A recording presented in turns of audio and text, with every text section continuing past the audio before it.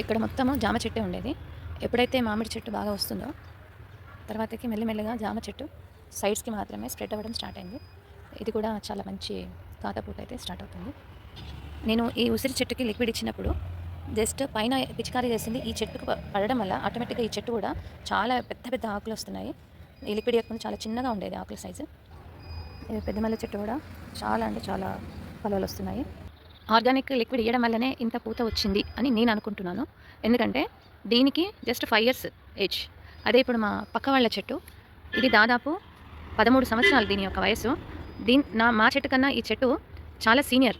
మరి అయినా కానీ పూత మాత్రము చూడండి కనిపిస్తుందా? నేను చాలా దగ్గరికి చేసి చూపించినాను. ఎక్కడో ఒక్క దగ్గర మాత్రమే పూత కనిపిస్తుంది. ఇది రెండు మా గోడ అటుపక్క ఇటుపక్కకు ఉన్నటువంటి చెట్ల యొక్క తేడా.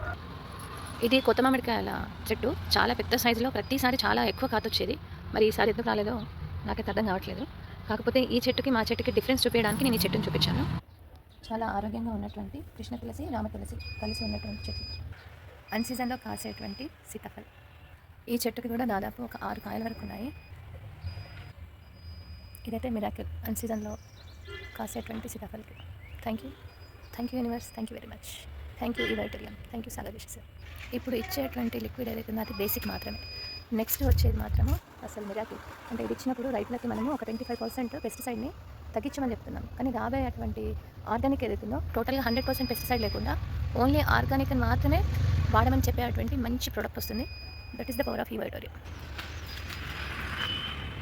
ఆర్గానిక్ లిక్విడ్ ఇవ్వడం వల్ల మిరాకిల్ రిజల్ట్స్ దిగుబడి వస్తుందనే 100కి 200% కాన్ఫిడెన్స్తో నేను చెప్తున్నాను.